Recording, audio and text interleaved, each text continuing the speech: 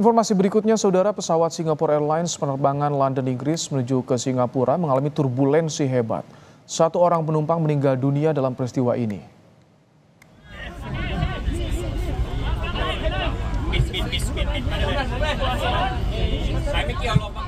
Inilah detik-detik evakuasi yang dilakukan kepada penumpang Singapore Airlines yang mengalami turbulensi hebat dalam penerbangan, saudara.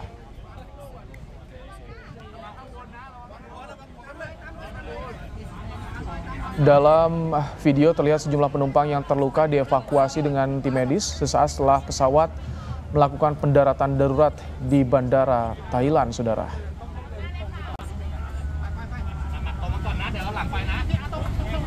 Tercatat ada 30 orang penumpang terluka akibat pesawat mengalami turbulensi hebat setelah penerbangan selama 11 jam.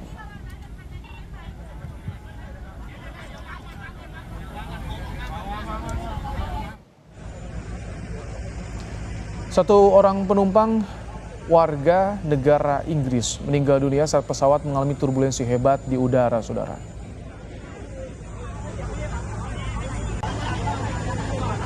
Korban teridentifikasi berusia 73 tahun dan diduga meninggal dunia karena serangan jantung.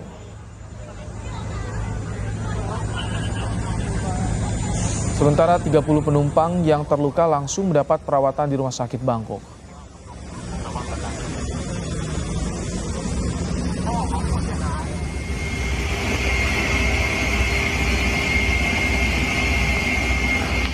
Inilah kondisi di dalam pesawat Singapore Airlines setelah mengalami turbulensi hebat dalam penerbangan dari London ke Singapura.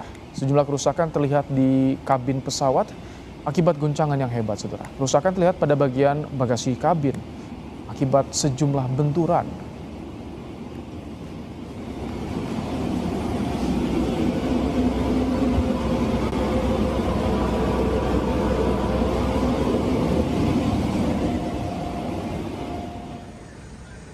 Seorang penumpang Singapore Airlines yang terluka menceritakan suasana tegang saat pesawat mengalami turbulensi hebat. Panikan penumpang terjadi saat turbulensi dan banyak penumpang yang terbentur karena saat peristiwa terjadi tidak sedang menggunakan sabuk pengaman.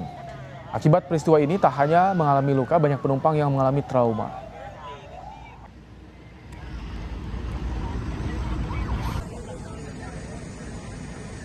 I'm in a lot of pain, and it was quite scary, but yeah, I don't think I'll be flying again for a while. Like one huge loud noise, things were coming through the ceiling, water everywhere, people crying. Yeah, it wasn't a fun. Pesawat Singapore Airlines dengan nomor penerbangan SQ321 berangkat dari Bandara Internasional di London pada Senin 20 Mei menuju Singapura. Setelah penerbangan selama 11 jam, pesawat tiba-tiba turbulensi hebat hingga mengalami penurunan ketinggian drastis dari 37.000 kaki menjadi 31.000 kaki dalam waktu 4 menit. Pilot Singapore Airlines langsung melakukan pendaratan darurat di Bandara Thailand. Pesawat Singapore Airlines mengalami turbulensi hebat selama 4 menit saat penerbangan hingga membuat satu penumpang meninggal dunia. Lebih lengkap soal peristiwa ini, saudara, kita bahas bersama dengan pengamat penerbangan Gary Suyatman dan pilot pesawat Hanafi Herlim. Selamat sore, Bapak-bapak. Selamat sore. Selamat sore. Yang pertama saya ingin ke Pak Hanafi. Pak Hanafi, apa yang bisa Anda lihat dari peristiwa ini? Apakah soal turbulensi ini sebetulnya bisa terdeteksi atau tidak di perangkat pesawat untuk saat ini? Baik, terima kasih. Selamat sore semua pemirsa di rumah atau dimanapun juga Anda berada. Ada 3 statement yang akan saya sampaikan. Kasus turbulensi ini itu dinamakan Clear Air Turbulence atau disingkat CAT, CAT. Di mana CAT ini kalau saya bagi 3. 1, unidentified. Kedua, unseen, tidak dapat terlihat. Yang ketiga, unpredictable, tidak dapat diprediksi. Karena pilot tidak bisa melihat unseen. Lalu alatnya di dalam kokpit yaitu weather radar unidentified atau tidak bisa diidentifikasi karena posisi clear air turbulence itu cuaca dalam keadaan clear, total clear. dan biasanya terjadi pada saat summertime atau di musim panas. Kalau di musim hujan, awan buruk putih mengkilat sekali atau hitam pekat, itu tandanya ada turbulence di dalamnya. Pilot bisa melihat dari mata, bisa lihat dari weather radar juga nampak kelihatan warnanya hitam pekat atau magenta merah, itu jelas dan pilot pasti akan menghindar. Sebelum itu pilot akan mengurangi speed. Ini kalau sampai tak terdeteksi, apa yang jadi penyebabnya clear air turbulence ini, Pak Hanafi biasanya?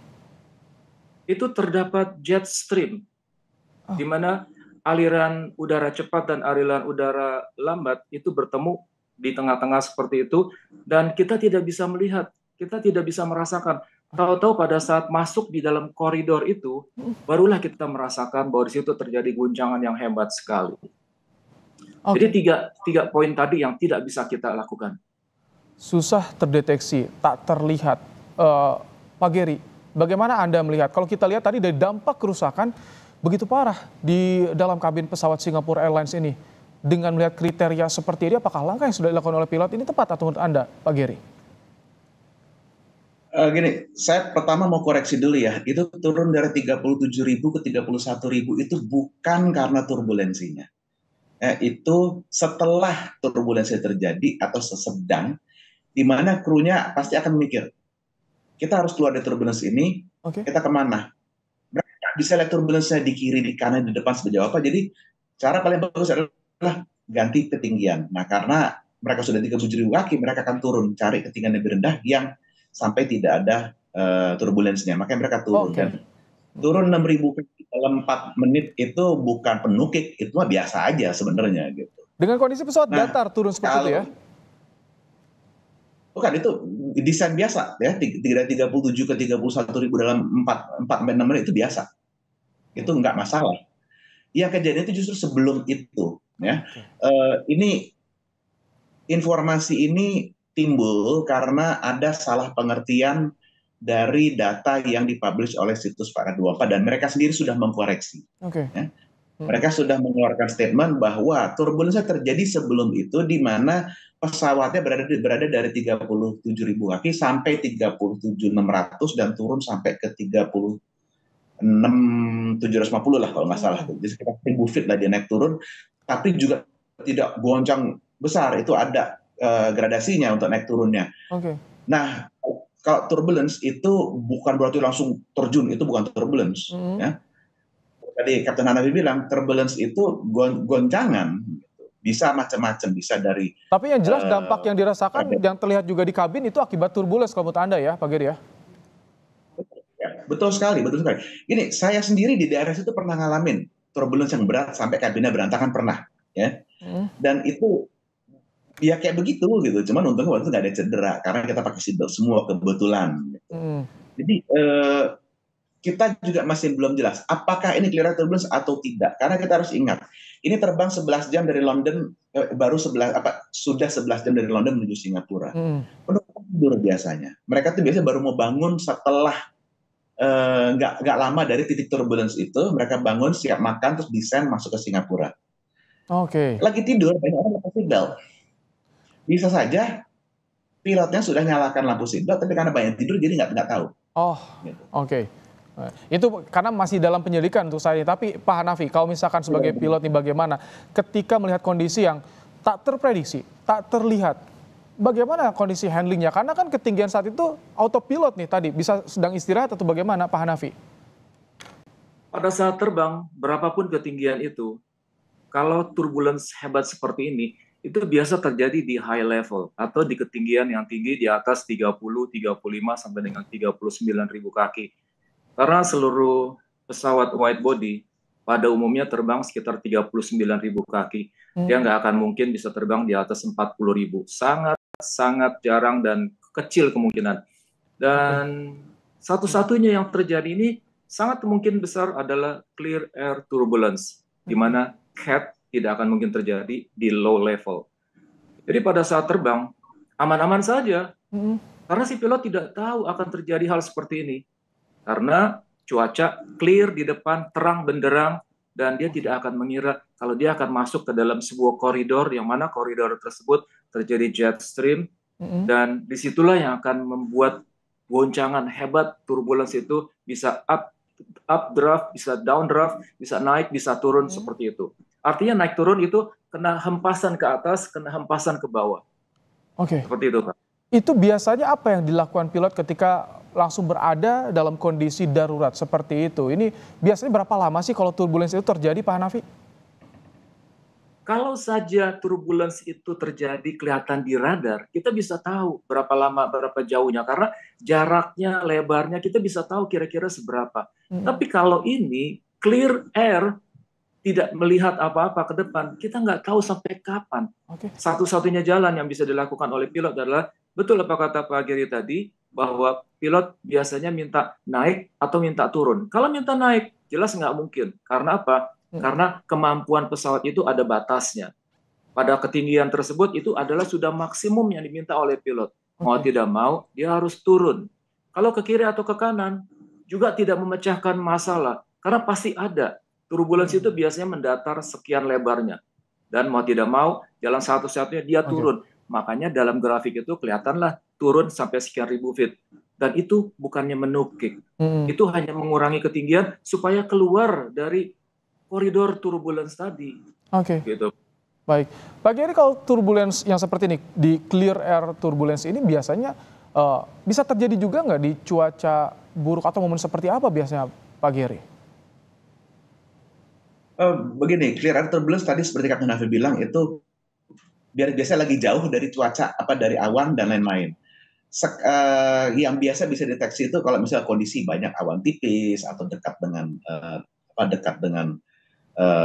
awan badai gitu. Di daerah Teluk Bengal, di daerah dekat Myanmar itu memang kondisinya biasanya banyak awan badai tapi jauh-jauh ya. Dan memang secara random ada clear air turbulence tersebut. Saya dalam 10 tahun terakhir kalau terbang lewat Teluk Bengal nggak kena turbulence. Dari ringan sampai berat itu ada. Dan kadang-kadang kita juga dekat dengan cuaca ya kena juga gitu. Tapi kalau itu seperti Kapten Hanafi bilang, itu pilotnya bisa memprediksi. Jadi baik, Pak Hanafi, ini belum sempat memasang seatbelt. Apa yang harus dilakukan penumpang ketika ada dalam kejadian seperti ini? Singkat saja Pak Hanafi, bagaimana untuk keamanannya? Kalau orang yang sering naik pesawat, dia akan berpikir cepat, sigap, cepat duduk dimanapun juga, di mana ada bangku di kiri dan kanan. Karena itu kan penumpang cuma ada 200-an sekian. Sementara bangku yang kosong banyak. Kalau dia sedang berjalan, pada saat kejadian seperti itu, dia akan cepat mencari kursi dan cepat pasang seatbelt. Itu saja kuncinya. Dan kenapa bisa terjadi korban? Sebelum berita ini melebar, saya sudah punya prediksi. Yang meninggal itu, satu, pasti orang tua. Yang kedua, kemungkinan besar dia mempunyai penyakit, yaitu penyakit jantung atau kena heart attack, di mana orang kena heart attack itu pasti ada penyebabnya. Penyebabnya apa? Salah satunya adalah mungkin dia sedang stres, tegang, misalnya nonton film horor atau nonton film tinju barangkali. Jadi ada perasaan tegang seperti itu. Dan yang 30-an orang itu luka lebam, karena apa?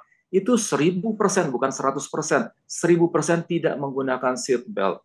Jadi dia bisa, dari tempat kursi dia duduk, dia bisa terbang sampai ke atas, sampai di atas dia jatuh lagi, bisa juga ke kiri dan ke kanan. Seperti itu.